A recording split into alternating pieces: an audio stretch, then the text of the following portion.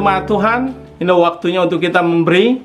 Dan kita akan lihat dari firman Tuhan apa yang Tuhan mau ingatkan bagi setiap kita. Di dalam Lukas 16 ayat yang 11, firman Tuhan berkata bahwa jadi jikalau kamu tidak setia dalam hal mamon yang tidak jujur, siapakah yang akan mempercayakan kepadamu harta sesungguhnya? Nah, Tuhan mau untuk kita bisa belajar setia. Nah, kalau kita baca dari dalam Lukas 16, ada 3 kesetiaan yang Tuhan mau, yaitu Tuhan mau supaya kita setia dengan hal-hal kecil, Tuhan mau untuk kita setia dengan keuangan, dan Tuhan mau untuk kita setia dengan milik orang lain. Jadi apa yang punya orang lain, kita harus belajar setia untuk bisa mengembalikan. Kalau apa yang kita pinjam, kita belajar untuk setia untuk mengembalikannya. Kalau kita punya itu, kita harus balikan. Jadi hari ini Tuhan mau mengingatkan kita supaya kita menjadi setia. Setia adalah sesuatu yang penting. Hari-hari ini kesetiaan ini sangat penting bagi setiap kehidupan kita. Karena orang-orang berkata bahwa saya hanya setia aja dengan hal keuangan, atau saya setia aja dengan hal-hal rohani, atau saya setia aja dalam hal-hal yang Tuhan percayakan. Tapi Tuhan mau supaya kita setia dalam semua area kehidupan. Nah, hari ini saya berbicara tentang kesetiaan dalam hal keuangan. Karena Tuhan mau untuk kita belajar untuk menjadi setia. Setia dalam memberi perpuluhan, setia untuk memberi persembahan, setia untuk bisa menolong orang lain, setia untuk memperhatikan orang lain, setia untuk terus melayani Tuhan, setia untuk datang beribadah kepada Tuhan. Karena saya percaya kesetiaan berarti bagaimana kita hidup benar dengan keuangan yang Tuhan sudah percayakan kepada kita. Supaya kita akan melihat ada tanggung jawab yang besar, hal-hal yang besar yang akan Tuhan percayakan dalam kehidupan kita. Tuhan memberkati. Saya percaya Jemaat City Taman Palam adalah jemaat yang setia. Tuhan memberkati. Saya berdoa, terima kasih Tuhan untuk pagi ini. Maka kami akan melihat bahwa Jemaat City Taman Palam adalah orang-orang yang setia. Orang setia untuk terus Tuhan melayani Engkau, setia untuk terus memberi, setia untuk terus Tuhan memperhatikan orang lain, setia Tuhan. Karena kami percaya Tuhan Engkau akan memberkati setiap tangan-tangan yang memberi. Di dalam nama Tuhan Yesus, Engkau permuliakan namamu, setiap orang-orang yang setia. Maka Engkau akan menambahkan berlipat kali ganda. Haleluya. Amin. Tuhan memberkati Bapak Ibu semua.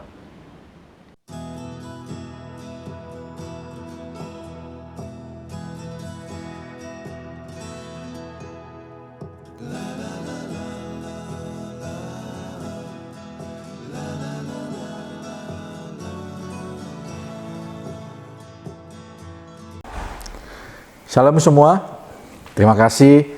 Hari ini kita bisa berjumpa kembali buat Bapak, Ibu, Saudara, teman-teman semua.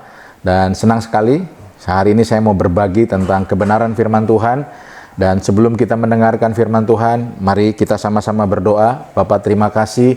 Hari ini kami kumpul bersama sebagai keluarga Allah.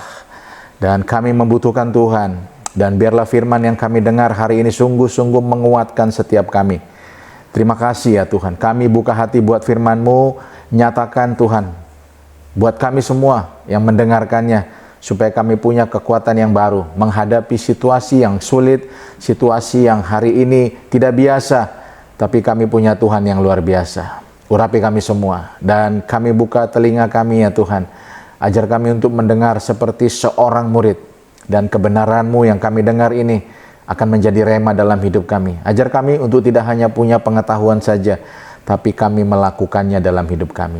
Di dalam nama Tuhan Yesus, kami sudah berdoa dan kami siap mendengarkan firman Tuhan. Semua kita yang siap, sama-sama kita katakan, amin. Terima kasih, shalom semua. Nah, ibadah kali ini, tema yang diberikan adalah perkenanan Tuhan. Saya berdoa supaya apa yang saya sampaikan ini akan menambahkan hikmat buat kita semua, terutama pengenalan akan Tuhan yang lebih lagi, supaya kita makin mengerti rencana Tuhan. Ini adalah masa-masa yang tidak sulit, masa-masa yang tidak gampang, masa-masa yang sulit. Semua orang hari ini rasanya sedang ada dalam kondisi stres, berbeban berat, yang bekerja banyak yang di PHK, bahkan orang-orang hari ini yang punya usaha tidak lagi bisa berusaha seperti biasanya. Bukan hanya itu saja, bahkan kita yang biasanya beribadah dengan mudah, hari ini jadi susah untuk beribadah. Media ini adalah salah satu cara Tuhan untuk kita tetap bisa beribadah bersama. Dan saya bersyukur sekalipun dengan media yang terbatas ini, kita masih mau memberikan hati kita sungguh-sungguh untuk datang sama Tuhan. Nah, tema kita adalah perkenanan Tuhan.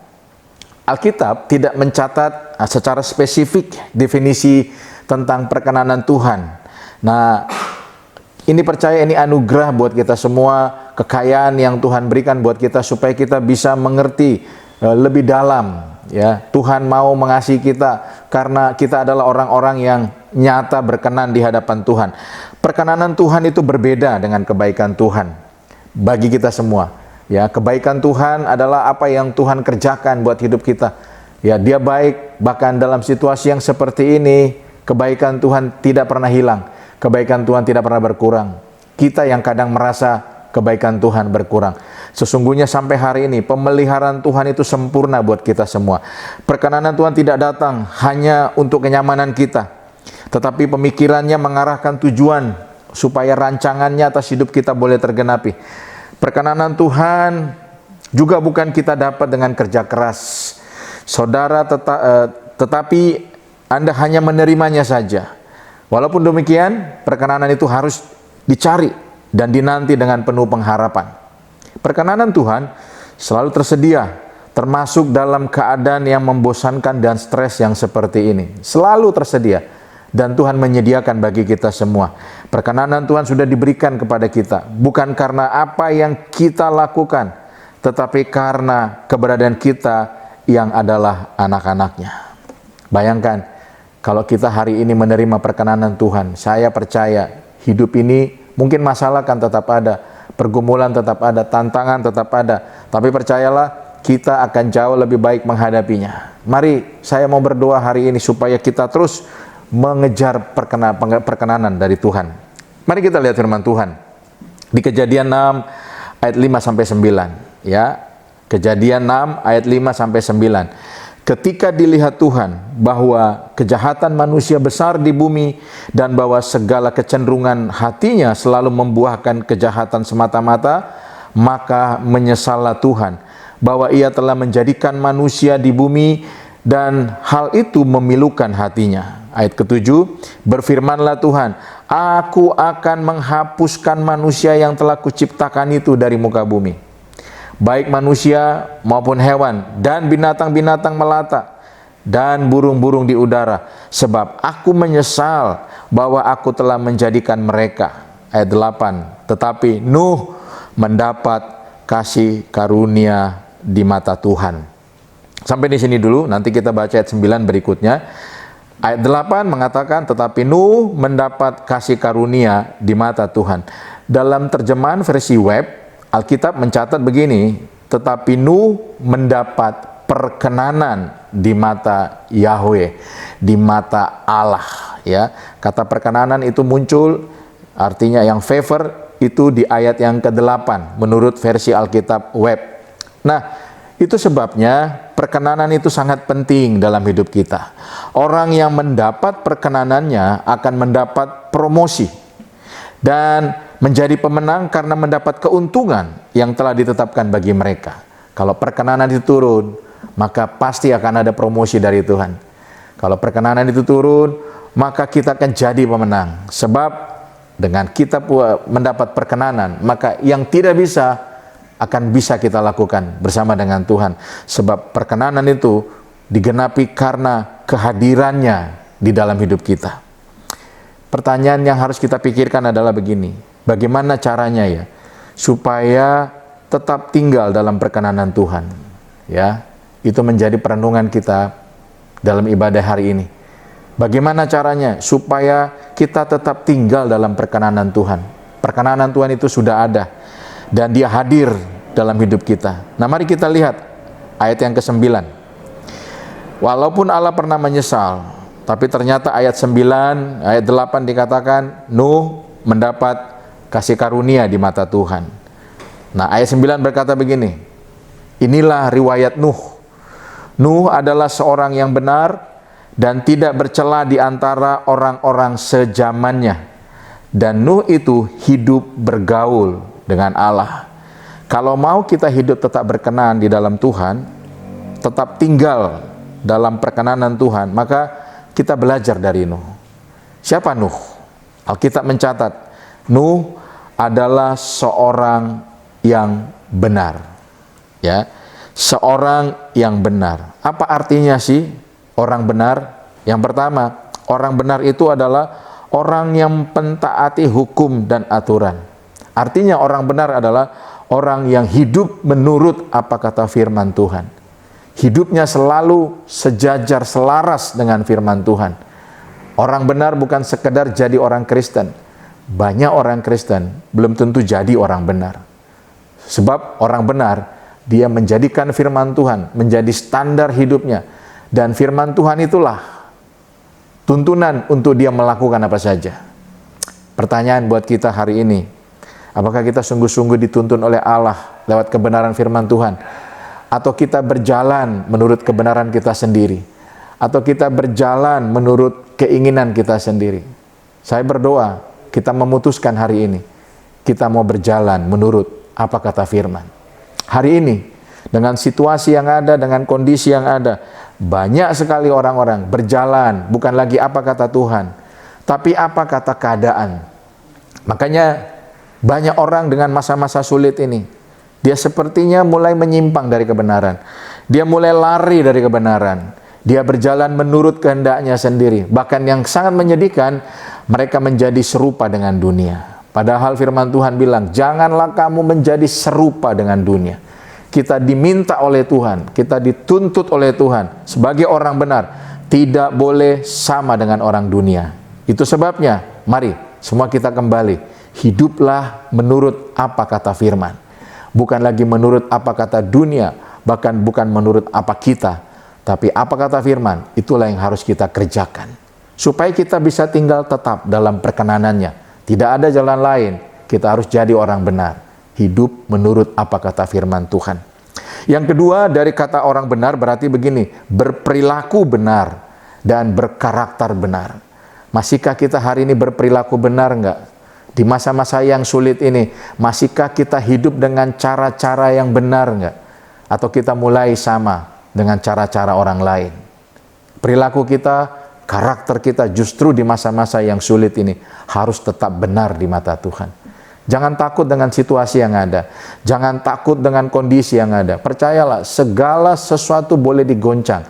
Tapi Anda harus ingat, kendali tetap ada di tangan Tuhan. Segala sesuatu boleh digoncangkan, tapi rancangan Tuhan tidak mungkin gagal buat orang-orang benar. Itu sebabnya saya selalu berkata begini, masalah, tantangan, bahkan pergumulan, bahkan ancaman itu tidak bisa menghancurkan hidup kita. Bahkan sakit, penyakit tidak bisa menghancurkan hidup kita. Kemiskinan tidak bisa menghancurkan hidup kita.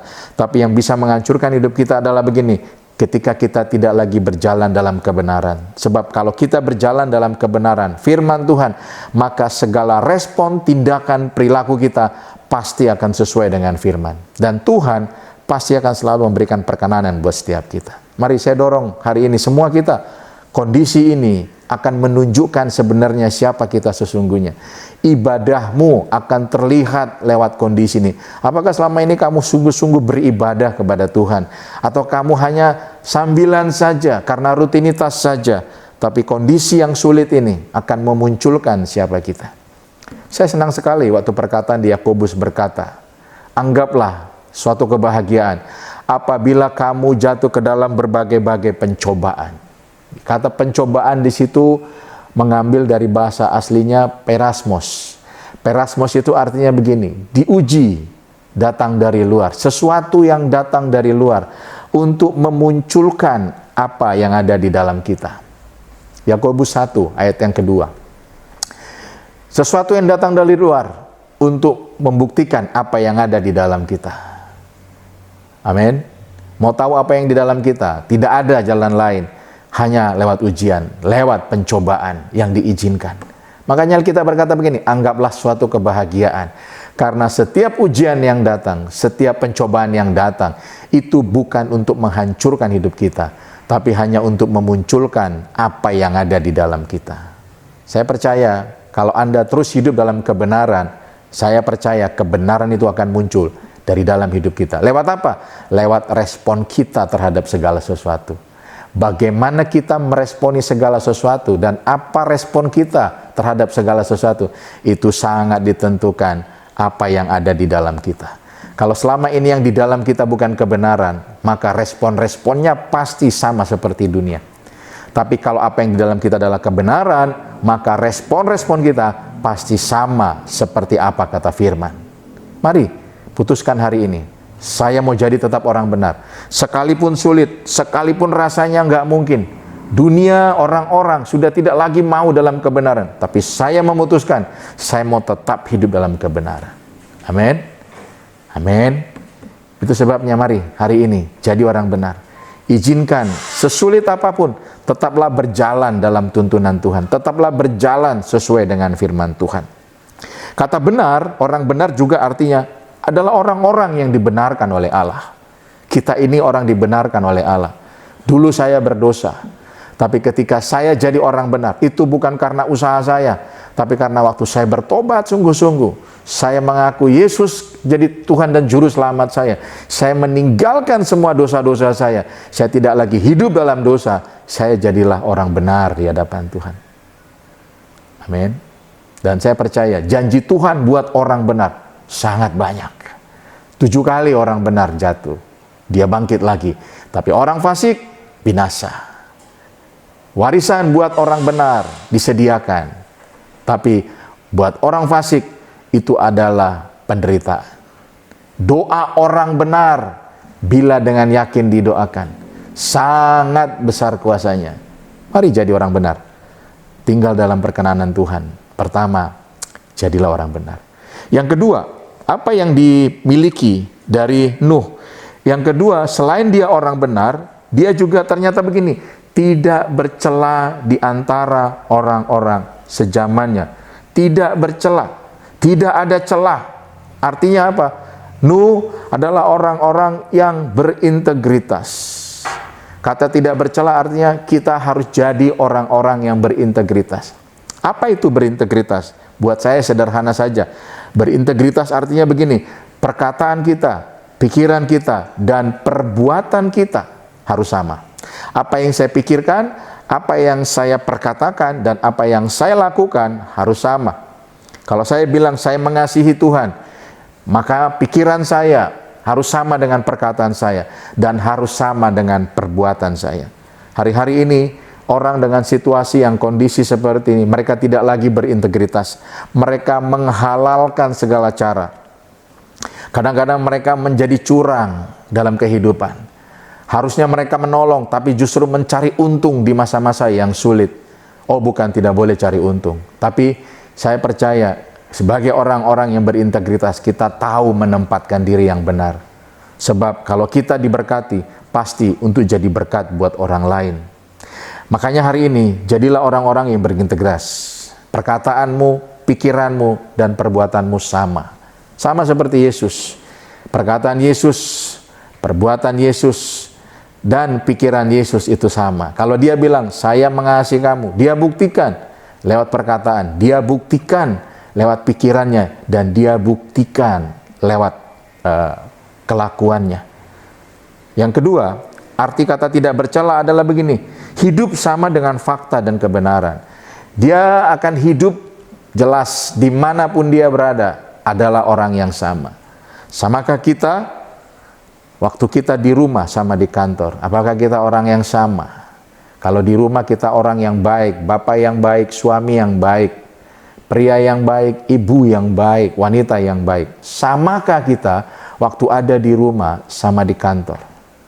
Kalau kita tidak sama, berarti kita adalah orang-orang yang bercela di hadapan Tuhan. Mari, sama enggak? Waktu kamu beribadah, mengangkat tangan, memuji, menyembah Tuhan. Sama enggak waktu kamu juga di dunia kerja?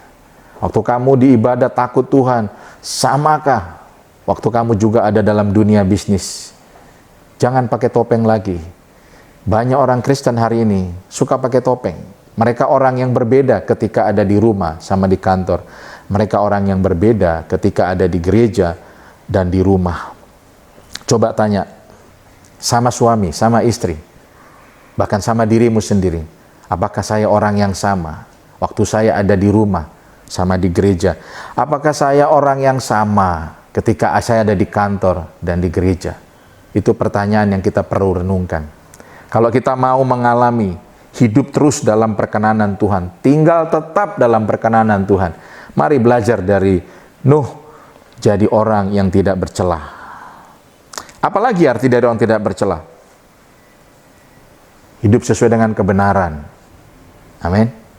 Nah, yang ketiga, bagaimana supaya kita tinggal tetap dalam perkenanan Tuhan? Yang terakhir adalah begini, ayat yang ke-9 tadi dikatakan begini, inilah riwayat Nuh. Nuh adalah seorang yang benar dan tidak bercela di antara orang-orang sezamannya. Dan Nuh itu hidup bergaul dengan Allah. Supaya kita bisa tetap tinggal dalam perkenanan Tuhan, yang terakhir adalah begini, tetaplah hidup bergaul dengan Allah. Maksudnya apa? Punya hubungan yang intim dengan Tuhan.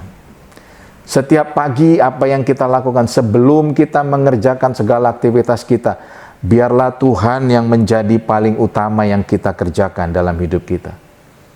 Setiap pagi, waktu kita bangun, biarlah pertama kita cari Tuhan. Bukan pekerjaan kita yang paling penting dalam hidup kita, tapi biarlah Tuhan paling penting dalam hidup kita.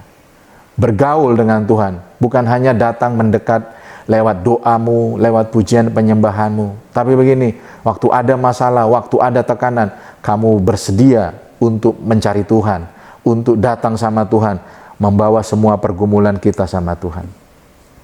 Itu sebabnya jangan pernah meninggalkan pertemuan-pertemuan ibadah kita. Karena pertemuan-pertemuan ibadah kita itu juga menunjukkan apakah kita mau membangun hubungan dengan Tuhan. Ibadah bukan sekedar acara, bahkan bukan sekedar rutinitas, tapi belajar membangun hubungan yang benar dengan Tuhan. Hari ini, sekalipun kita medianya online dalam ibadah, jangan pernah tinggalkan pertemuan ibadah. Karena itu adalah hati yang mau datang untuk mengejar, mau bergaul dengan Tuhan. Masih nggak merenungkan firman Tuhan setiap hari? Kalau kita mau bergaul, kenapa? Nggak ada jalan lain bergaul selain gini, datang mendekat sama dia. Kita nggak mungkin bisa bergaul kalau kita nggak mendekat. Kita nggak bisa mungkin bergaul kalau kita hanya melihat dari jauh. Kita hanya bisa bergaul dengan baik dengan Tuhan kalau kita datang mendekat sama Tuhan. Dan mengizinkan Tuhan juga datang mendekat sama kita. Makanya kalau orang yang punya hati bergaul dengan Tuhan, saya yakin sekali kemanapun dia pergi, dia paling takut untuk melakukan dosa. Dia benci sama dosa. Tidak ada orang yang senang berbuat dosa kalau orang itu hidup bergaul sama Tuhan. Daud, orang yang bergaul sama Tuhan. Lihat apa yang dikatakan Daud. Selalu, setiap kali Daud mau melakukan sesuatu, dia datang sama Tuhan. Dia berdoa sama Tuhan. Dia mendekatkan diri sama Tuhan. Alkitab mencatat, Tuhan itu bergaul karib dengan orang benar. Dan rahasianya diberitakannya kepadanya. Akan banyak rahasia-rahasia yang kita temukan. Bahkan Tuhan akan banyak menyatakan sesuatu buat kita. Bahkan apa yang akan terjadi kalau kita punya hubungan yang bergaul karib dengan Tuhan. Makanya hari ini bangun kembali. Engkau yang sudah tidak lagi bikin mesbah, kau tidak lagi bikin doa di dalam hidupmu. Mari kembali lagi. Bangun lagi hubungan, bergaul karib sama Tuhan. Tuhan senang waktu kita datang kepadanya dan mau dekat dengan dia. Saya sangat yakin Tuhan tidak pernah menolak kita.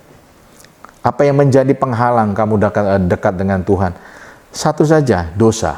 Dosa mengintimidasi kita. Makanya setiap dosa jalan keluarnya cuma satu, bertobat. Setiap dosa jalan keluarnya bukan konseling. Konseling, dosa tidak bisa dikonseling. Dosa hanya bisa dipertobatkan saja. Amin. Jadi bukan hanya sekedar punya hubungan yang dekat dan intim, tapi punya persekutuan dengan Allah. Hati yang mau selalu bersekutu sama Tuhan. Mari setiap pagi sebelum melakukan apa saja, engkau perlu datang dan bersekutu sama Tuhan. Tolong, ini menjadi penting. Di masa-masa ini, kita semua mengharapkan perkenanan Tuhan. Tapi ada bagian kita yang kita kerjakan. Seperti Nuh ditemukan Tuhan. Akhirnya perkenanan Tuhan turun buat Nuh. Begitu juga saya berdoa supaya semua kita yang hari ini mendengarkan firman Tuhan ini juga boleh mengalami perkenanan Tuhan. Karena Tuhan melihat kita adalah orang-orang benar di mata Tuhan. Kita adalah orang-orang yang tidak bercela di mata Tuhan. Dan kita adalah orang yang bergaul dengan Allah. Saya percaya perkenanan Tuhan akan tetap tinggal dalam hidup kita. Pesan saya buat kita semua, waktu ini adalah waktu yang paling tepat untuk membangun hubungan dengan Tuhan. Karena di situasi suatu yang sulit ini, sepertinya tidak ada yang bisa menolong kita kecuali Tuhan. Tidak ada yang bisa memberikan kita semangat kecuali Tuhan. Orang-orang juga berjuang dengan dirinya sendiri. Orang lain belum tentu bisa tolong kita, tapi Tuhan pasti bisa menolong kita. Dan saya percaya kondisi ini untuk membawa kita dekat sama Tuhan. Roma 8 ayat 28 pasti terjadi. Allah turut bekerja dalam segala sesuatu untuk mendatangkan kebaikan. Ingat, ayat ini tidak berlaku buat semua orang, tapi ayat ini hanya berlaku bagi orang-orang yang dicatat mengasihi Dia. Tidak berlaku buat orang lain. Kalau kamu bukan orang yang mengasihi Tuhan, percayalah, segala sesuatu tidak akan mendatangkan kebaikan. Tapi kalau kamu sadar, kamu adalah orang yang mengasihi Tuhan, pasti mendatangkan kebaikan. Itu sebabnya dalam kondisi yang seperti ini, yang tidak menentu bahkan belum jelas ini, pastikan posisimu di hadapan Tuhan. Posisimu di hadapan Tuhan akan menentukan apakah akan mendatangkan kebaikan atau tidak. Saya berdoa buat kita semua, dengan kebenaran yang saya sampaikan ini menjadi rema buat kita semua. Terima kasih, Tuhan memberkati. Mari kita berdoa. Kami sudah mendengarkan firman-Mu ya Tuhan. Tolong kami, supaya kami bisa melakukannya dalam hidup kami. Kami tidak hanya jadi pendengar firman, tapi kami juga jadi pelaku firman. Tolong kami semua Tuhan, terutama di masa-masa sulit ini. Kami butuh perkenanan Tuhan. Yang sakit disembuhkan, yang putus asa akan punya pengharapan. Bahkan yang hari ini sedang dalam pergumulan berat, karena perkenanan Tuhan, dia memperoleh kemerdekaan. Terima kasih. Materaikan semua kebenaran-Mu. Di dalam nama Tuhan Yesus, kami berdoa, kami percaya. Haleluya. Sama-sama kita katakan, amin. Tuhan memberkati kita semua. Selamat hari di Minggu. See your face, I will live that your will be done. I won't stop.